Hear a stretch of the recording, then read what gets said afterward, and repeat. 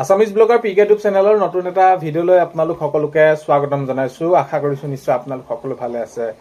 আজি হৈছে 25 এপ্ৰিল। আজি সন্ধিয়া খবৰ কেইটামান আপোনালোকলৈ লৈ আহিছো। আপোনালোকে ভিডিঅ'টো শেষৰলৈকে চাব বুলি আশা কৰিলো। শেষত ভিডিঅ'টো চাই আপোনালোকৰ মন্তব্য কমেণ্টৰ জৰিয়তে জনাবলৈ নাপাহৰিব। আৰু এইখিনিতে আপোনালোকক সদায় কোৱাৰ দৰে চেনেলটোলৈ যদি আপোনালোক নতুনকৈ আহিছে, চেনেলটো ছাবস্ক্ৰাইব কৰাৰ লগতে কাষতে থকা বেল আইকনটো প্ৰেছ কৰি অল কৰি থব, যাতে নতুন এটা ভিডিঅ' দিয়াৰ লগে লগে আপোনালোকে আগতীয়াকৈ চাবলৈ পায়। যদি ভিডিঅ'টো চাই ভাল পায় লাইক এটা কৰি দিব আৰু শ্বেয়াৰ কৰি দিব বুলি আশা কৰিলোঁ। এতিয়া প্ৰথমটো খবৰ যদি আমি চাওঁ, তেনেহ'লে 26 নিৰ্বাচনৰ ফলাফললৈ মাজত মাত্ৰ আৰু কেইটামান দিন থকাৰ প্ৰাকক্ষণত এতিয়া দেখা গৈছে প্ৰত্যেকটো ৰাজনৈতিক দলে তেওঁলোকৰ সেইখিনি কোন সমষ্টিত কিদৰে বিজয়ী হ'ম, কিমান ভোটত বিজয়ী হ'ম, এনেকুৱা ধৰণৰ খবৰবিলাক আহি আছে। আৰু এতিয়া বিৰোধীয়েও কৈ আছে যে এইবাৰ আমি চৰকাৰ গঠন কৰিম। হিমন্ত বিশ্ব শৰ্মা ডাঙৰীয়াই যিখিনি মন্তব্য কৰিছে যে তেওঁলোকে 80খন 90খন পাব, একেবাৰে তেওঁলোকে এবাৰ ধূলিচাত হ'ব, অখিল গগৈ ডাঙৰীয়াই মন্তব্য কৰিছে। ইয়াৰ সন্দৰ্ভত গৌৰৱ গগৈ ডাঙৰীয়াই মন্তব্য কৰিছে যে তেওঁলোকে একেবাৰে বিধ্বস্ত হ'ব আৰু ৰাইজে এবাৰ যি মৰম দিছে আমি সেইখিনি মৰম বুজি পাইছোঁ, আমি দেখিছোঁ, আমাক বহুত মৰম কৰিছে আৰু আমি বৰঅসম গঢ়াত এইবাৰ তেওঁলোকে সেইখিনি সুবিধাটো দিব, এনেদৰে জনাইছে। হয়, এতিয়া মাজত মাত্ৰ আৰু কেইটামান দিন একেবাৰে ওচৰ চাপিলেহি নিৰ্বাচনৰ ফলাফললৈ। এতিয়া সময়ত দেখা যাব, যিহেতু মাননীয় মুখ্যমন্ত্ৰী মহোদয়ে তেওঁ জনাইছে যে এইবাৰ বিজেপিয়ে কিমানকেইখন আসন পাব, কেনেদৰে ৰাইজে মৰম দিছে, তেওঁলোকেও সেইখিনি তেওঁলোকৰ মন্তব্য জনাইছে। তো দেখা যাওক কি হয় কি নহয়, আগন্তুক সময়ত সকলোখিনি কথা গম পোৱা যাব। 4 মে'লৈ মাজত মাত্ৰ কেইটামান দিন।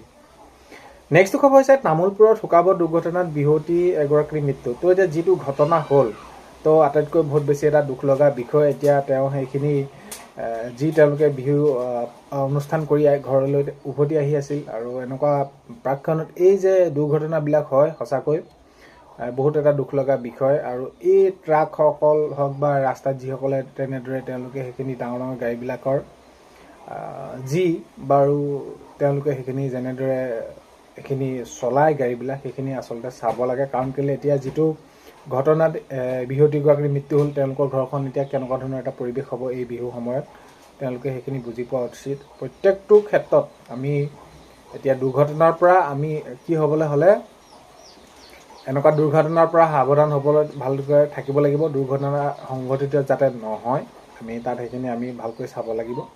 তো সেয়াই প্ৰত্যেকে আমি চাব লাগিব, কাৰণ কেলৈ এনেকুৱা ধৰণৰ দুৰ্ঘটনাবিলাক বহুত বেছি হোৱা দেখা যায়। বহুত এটা দুখ লগা বিষয়।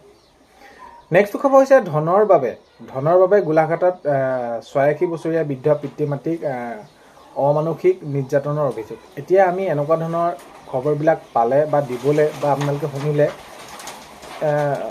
বহুত বেছি মানে সমাজৰ বাবে বেয়া। কাৰণ কেলৈ 86 বছৰ বুলি নহয়, আমি এতিয়া প্ৰত্যেকগৰাকী পিতৃ মাতৃয়ে নিজৰ সন্তানক সুশিক্ষিত কৰি তোলে, সমাজত এজন ভাল মানুহ হিচাপে চিনাকি কৰাই দিবলৈ সৰুৰ পৰাই যত্ন কৰে, যাতে তেওঁলোকে সেইখিনি সমাজত এজন ভাল মানুহ হিচাপে সকলোৱে চিনি পাওক। কিন্তু শেষত গৈ দেখা যায় যে নিজৰ মাক দেউতাকক কি ব্যৱহাৰ কৰে, টকাৰ বাবেই হওক বা সম্পত্তিৰ বাবেই হওক। তো এনেকুৱা ধৰণৰ হ'ব নালাগে। এনেকুৱা ধৰণৰ খবৰবিলাকে, এনেকুৱা ধৰণৰ বাৰ্তাই সমাজত বহুত বেছি বেয়া প্ৰভাৱ পেলায়। কাৰণ কেলৈ সকলো মাক দেউতাকে তেওঁলোকে যদি একো নাজানে, পিতৃ মাতৃ বুলি কোৱাৰ লগে লগে মাক দেউতাক বুলি ক'লে মাক দেউতাকে তেওঁলোকে লাগে কিবা জানক বা নাজানক, সন্তানক ডাঙৰ দীঘল কৰি আহি বৃদ্ধ বয়সত সন্তানে তেওঁলোকক চোৱা চিতা কৰিব লাগে। তো এই যে বৃদ্ধ বয়সত এনেকুৱা ধৰণৰ খবৰবিলাক আহে, তো বহুত বেছি এটা দুখ লগা বিষয়।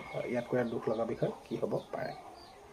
নেক্সট খবৰ হৈছে আম আদমি পাৰ্টি ত্যাগ কৰি বিজেপি যোগদান কৰে ৰাঘৱ চাড্ডাই। এতিয়া হয়, আম আদমি পাৰ্টি ত্যাগ কৰি বিজেপি যোগদান কৰে আৰু কয় যে বিজেপি কিয় যোগদান কৰিলে, আম আদমি পাৰ্টিত কিয় ত্যাগ কৰিলে, আম আদমি পাৰ্টিত কি তেওঁ পোৱা নাছিল ইমান দিনে, তো কিয় যোগদান কৰিব লগা হ'ল বিজেপিত, সেই সকলোখিনি মন্তব্য কৰিছে। নেক্সট খবৰ হৈছে ভাৱনা শৰ্মা ঘটনা সন্দৰ্ভত আগবঢ়ালে DCP বনিল দেউৰীয়ে মন্তব্য আগবঢ়াইছে যে কিয় এনেদৰে যাব লগা হ'ল। এইখিনি সন্দৰ্ভত সকলোখিনি কথা কোৱা হৈছে। এতিয়া শ্বিলঙত তেওঁ সেইখিনি থানাত তেওঁলোকৰ সকলোখিনি ৰখা হৈছে, এইখিনি কথা পতা হৈছে। তো ইয়াৰ সন্দৰ্ভত সবিশেষ আগন্তুক সময়ত আৰু খবৰসমূহ আহি থাকিব। নেক্সট খবৰ হৈছে পশ্চিমবংগত ৰাজ্যৰ মুখ্যমন্ত্ৰী হিমন্ত বিশ্ব শৰ্মাৰ সংবাদমেল। তো এতিয়া হয়, পশ্চিমবংগত যিহেতু মাননীয় মুখ্যমন্ত্ৰী মহোদয় হিমন্ত বিশ্ব শৰ্মা ডাঙৰীয়াই তেওঁ নিৰ্বাচনী প্ৰচাৰ চলাই আছিল। নিৰ্বাচনী প্ৰচাৰ চলাই থকাৰ সময়তে তেওঁলোকে আগন্তুক এইটো যি নিৰ্বাচনত তেওঁলোকে কেনেদৰে পশ্চিমবংগত জয়লাভ কৰিব, অসমত কিমানখিনি পাব। তো এই বিষয়ে নিৰ্বাচনৰ ফলাফল এতিয়া অসমৰ ফলাফল 4 মে'ত ঘোষণা হ'বলৈ গৈ আছে। তো এতিয়া আৰু তাৰপিছত যদি আমি চাওঁ পশ্চিমবংগৰ এই সকলোখিনি তেওঁলোকৰ ফলাফল কেনেদৰে তেওঁলোকে জিকিব, কেনেকুৱা ধৰণৰ হ'ব, এই বিষয়ে সংবাদমেল সম্বোধন কৰে মাননীয় মুখ্যমন্ত্ৰী মহোদয় সংবাদমেল কৰা দেখা যায়। নেক্সট খবৰ হৈছে আশা অংগনবাদী। তো এতিয়া বহুতে কৈছে আশা কৰ্মীসকলে যি দুচকীয়া বাহন দিয়াৰ কথা কৈছিলে তেওঁলোকে কেতিয়ালৈ পাব দুচকীয়া বাহন, তেওঁলোকৰ সেইখিনি দিয়া হ'ব কেতিয়া। তেতিয়া যিহেতু এইখিনি কেবিনেটত সিদ্ধান্ত গ্ৰহণ হৈ গ'ল আৰু ইতিমধ্যে সিদ্ধান্ত গ্ৰহণ কৰাৰ পাছত আপোনালোকেতো গমেই পায় এতিয়া কি হ'ব। তেওঁলোকক আগন্তুক 4 মে'ত নিৰ্বাচনৰ ফলাফল ঘোষণা কৰিব। নিৰ্বাচনৰ ফলাফল ঘোষণা কৰাৰ পাছত সেইখিনি চৰকাৰ গঠন হ'ব। চৰকাৰ গঠন হোৱাৰ পাছতে তেওঁলোকে আশা কৰ্মীসকলে দুচকীয়া বাহন পাবলৈ সক্ষম হ'ব। আৰু ইয়াৰ সমান্তৰালকৈ আমি যদি চাওঁ অংগনবাদী কৰ্মী সহায়িকাসকলে তেওঁলোকৰ মাননি বৃদ্ধি প্ৰসংগত দাবী কৰি আছিলে। অৱশেষত তেওঁলোকৰ মাননি বৃদ্ধি হ'ল। মাননি বৃদ্ধি হ'লহে হ'ল, তেওঁলোকে বিচৰা মতে কোনো ধৰণৰ মাননি বৃদ্ধি নহ'ল। তো সেইবাবে এতিয়া তেওঁলোকৰ এই যি মাননি বৃদ্ধি কৰাৰ ক্ষেত্ৰতো সেইখিনি জনাইছে FIS পদ্ধতি বাতিল, আৰু তেওঁলোকক ইয়াৰ সমান্তৰালকৈ এককালীনকৈ দিয়াৰ কথাও কৈছিলে। তো এককালীনকৈ কেতিয়া কি দিব এইখিনি ক্ষেত্ৰতো বহুত ভাগে সুধি আছে আপোনালোকে। তো এতিয়া কথাটো হ'ল যে চৰকাৰ গঠন হোৱাৰ পাছত আপোনালোকক আগন্তুক সময়ত এই সকলোখিনি যি আপোনালোকক এককালীন দিম বুলি কৈছিলে এককালীন দিয়াৰ সেইখিনি ব্যৱস্থা গ্ৰহণ কৰিব। কাৰণ কেলৈ যদি আপোনালোকক এইখিনি দিম বুলি কোৱাৰ পাছত নিদিয়ে তেনেহ'লে এইখিনি এটা বহুত বেছি আপোনালোকৰ যি আপোনালোকৰ যিখিনি দাবী কৰিছিলে এইখিনি কোনো ধৰণৰ দাবী পূৰণ নহ'ব। আৰু এইখিনি যিহেতু দিম বুলি কৈছিলে আপোনালোকক অতি সোনকালে দিয়াৰ ব্যৱস্থা গ্ৰহণ কৰিব। নেক্সট খবৰ হৈছে ৰাজ্যত পুনৰ বতৰে ধৰিছে কালৰূপ। এতিয়া যদি আমি চাওঁ তেনেহ'লে এতিয়া ৰাজ্যৰ চাৰিওফালে বিভিন্ন প্ৰান্তত বতাহ আহিছে, বৰষুণ আহিছে, ধুমুহা আহিছে, বহুত ক্ষয় ক্ষতি হৈছে। এতিয়া আপোনালোকক এইটো ক'ব বিচাৰোঁ যে এতিয়া ৰাজ্যত যিদৰে তেনেদৰে কালৰূপ ৰ'বলৈ লৈছে আৰু এইটো সময়ত আপোনালোকে বতাহ হওক ধুমুহা হওক এইটো অহা সময়ত আপোনালোকে অতি সাৱধানে থাকিব। কাৰণ কেলৈ এনেকুৱা সময়ত আপোনালোকে যদি বাহিৰলৈ ওলাই মৃত্যু পৰ্যন্ত হৈছে লোকসকলৰ। চ' সেইবাবে আপোনালোকে কি কৰিব, এই যে বতাহ হওক ধুমুহা হওক ভূমিকম্প এনেকুৱা ধৰণৰ আহিছে, তো এই সময়ত আপোনালোকে অতি সাৱধান হ'ব। কাৰণ কেলৈ বহুতো ক্ষয় ক্ষতি হ'লে বস্তু আপোনালোকে কিনি আনিব পাৰিব, কিন্তু আপোনালোকৰ এই যি ধৰি লওক মৃত্যু পৰ্যন্ত হ'লে কিন্তু বহুতখিনি ক্ষতি হ'ব।